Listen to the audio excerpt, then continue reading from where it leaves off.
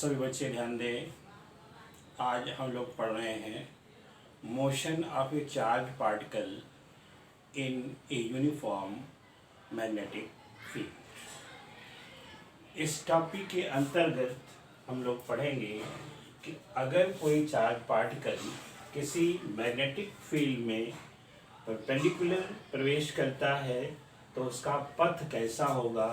यानी हमारा जो एम है वो है path of A charge particle in a uniform magnetic field. तो यहाँ फिगर में आप देखिए, ये एक चार्ज पार्टिकल है जिसका चार्ज Q है तथा मास M है, और ये मैग्नेटिक फील्ड भी जो ब्लैक बोर्ड के अंदर की ओर दृष्ट, यानी क्रॉस जो होते हैं वो मैग्नेटिक फील्ड को हमेशा इनसाइड दर्शाते हैं और डॉट जो है वो मैग्नेटिक फील्ड को आउटसाइड दर्शाते हैं। तो यहाँ मैग्नेटिक फील्ड इनसाइड है और ये चार्ज पार्टिकल v वेलोसिटी से मैग्नेटिक फील्ड जो अंदर की ओर है, यानी मैग्नेटिक फील्ड इस तरह से अंदर की ओर है और ये वेलोसिटी इधर को है, यानी v एंड b, यानी velocity and magnetic field both are perpendicular to each other. ये पोजीशन है और इस पोजीशन में ये चार्ज पार्टिकल इसके अंदर प्रवेश करता है।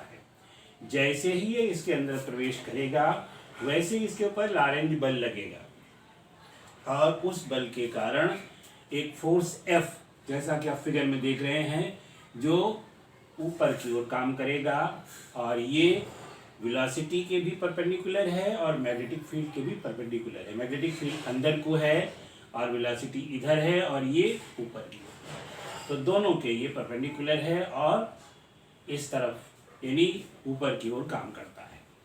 अब हम जानते हैं अगर कोई पार्टिकल किसी वेलोसिटी से चलता है और उस पर परपेंडिकुलर फोर्स लगता है तो वो सर्कुलर पाथ बनाता है, लेकिन उसके लिए शर्त ये है कि वेलोसिटी तो बदल जाएगी, स्पीड मस्ट बी सेम, यानी इस सर्कुलर पाथ में स्पीड v जो है वो सेम रहेगी।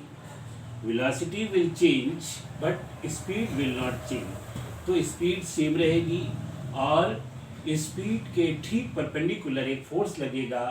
तो ऐसी कंडीशन में हमेशा कोई भी पार्टिकल सर्कुलर पाथ बनाता है, यानी अगर मोशन की डायरेक्शन के परपेंडिकुलर कोई फोर्स लगे तो उस स्थिति में पार्टिकल जो मोशन कर रहा है वो एक सर्कुलर पाथ बनाता है। तो यहाँ पर एक सर्कुलर पाथ बनेगा। अब जरा ध्यान दीजिए, सबसे पहले हम निकालेंगे what is the value of F। तो यहाँ पर पहले तो लिखते हैं let M be the mass of the particle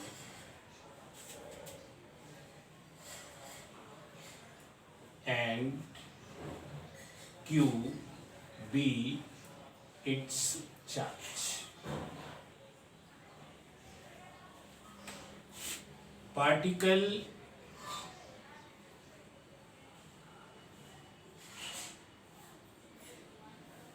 enters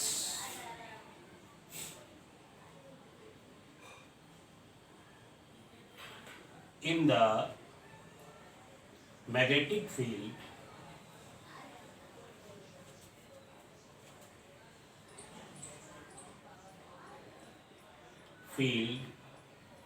B with velocity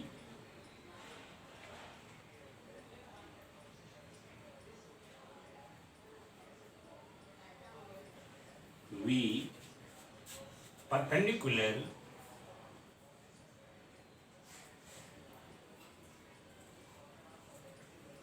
to B। समझ गए होंगे। M is the mass of the particle and Q be its charge। particle enters in the magnetic field B with velocity v perpendicular to B। therefore force F is equal to Q V B sine theta, ये force लगेगा। ये पिछले term पर आप पढ़ चुके हैं। आप इधर ध्यान दीजिएगा, या here theta is equal to 90 degree. क्यों?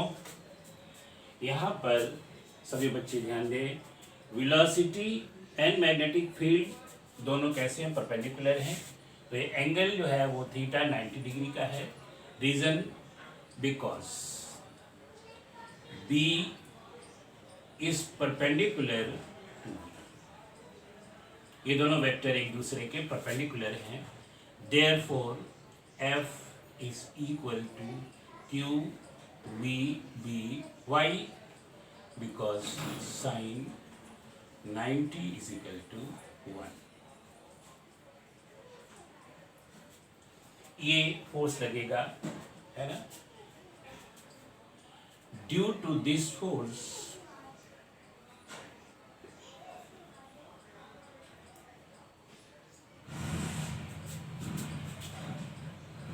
particle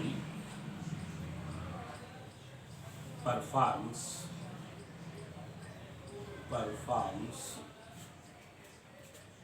circular motion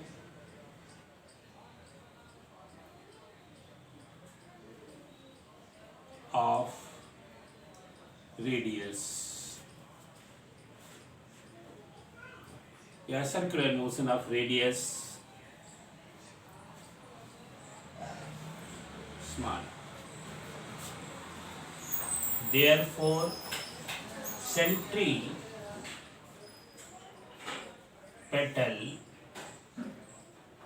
force acting on the particle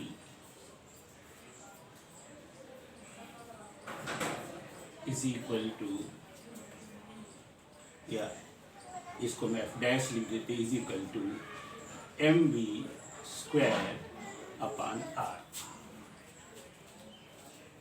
Therefore, this centripetal force should be equal to the Lorentz force. So therefore, f dash is equal to f. तो f dash की जगह हम क्या लिख दें? Therefore,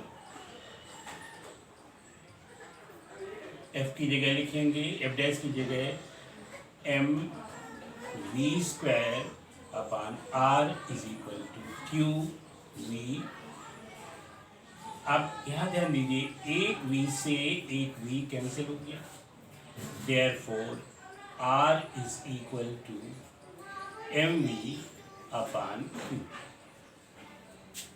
r is equal to mv upon qv, यानी इस फार्मूले के द्वारा हम radius of the circular path निकाल सकते हैं। अब सभी बच्चे ध्यान दें, इसके बाद जब ये इसमें घूमेगा तो एक निश्चित समय में इसको कंप्लीट करेगा, यानी सर्कुलर पाथ को एक निश्चित समय में कंप्लीट करेगा, and that time is known as time period. अब हम निकालेंगे टाइम पीरियड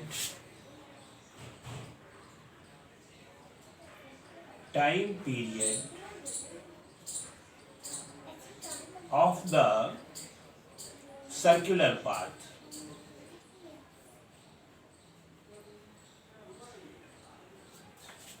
इसको हम t लिखेंगे। t इज इक्वल टू, ये होता है चली गई दूरी बटे वेग, यानी 2 पाई r अपॉन v। सभी बच्चे ध्यान दें, 2 पाई r की जगह हम क्या लिखेंगे? mv अपॉन qv, ये mv अपॉन qv, और यहाँ पर v एक है तो v से v कैंसिल हो जाएगा और ये आ जाएगा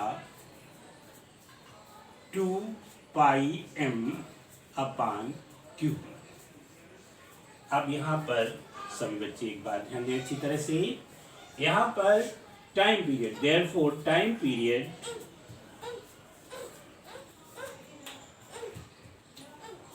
T is equal to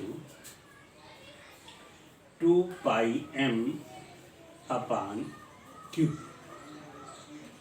ये क्वेश्चन नंबर 2। अब आप देख रहे हैं कि टाइम पीरियड में v नहीं है, तो इसका मतलब क्या है, what ever be the value of the velocity but time period remains constant. यानी वेलोसिटी, एंटरिंग वेलोसिटी चाहे कुछ भी हो, लेकिन सर्कुलर पाथ को कंप्लीट करने का टाइम पीरियड सेम रहता है, यानी ये नहीं बदलता है ना। तो सभी बच्चे समझ गए होंगे। यहाँ हम लिखे देते हैं, therefore time period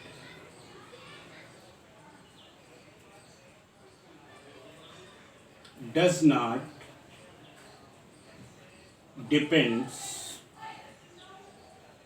on the velocity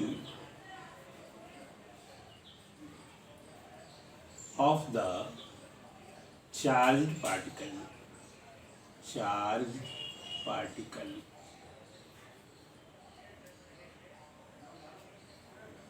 सभी बच्चे समझ गए होंगे और इस चीज को समझ करके याद कर लीजिए।